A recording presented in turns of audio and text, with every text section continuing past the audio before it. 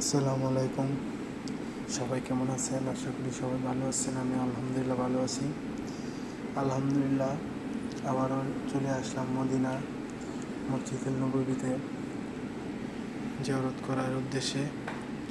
আলহামদুলিল্লাহ সবাই আমার জন্য দোয়া করবেন, আমি যেন আলহামদুলিল্লাহ সবসময় মদিনা আসতে পারি এবং আপনারা সবাই যেন মদিনা আসতে পারেন, আমি দোয়া করি। মদিনায় রাত্রে আলহামদুলিল্লাহ কেমন মানুষ হয়, আজকে আপনাদের মদিনার রাতের দৃশ্য ভিডিও আর কি ইনশাল্লাহ দেখাবো।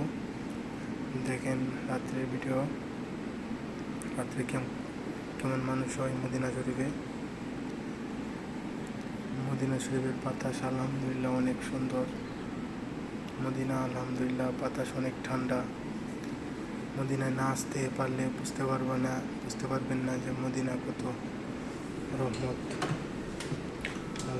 দোয়া করি সবাই যেন মদিনায় আসতে পারে।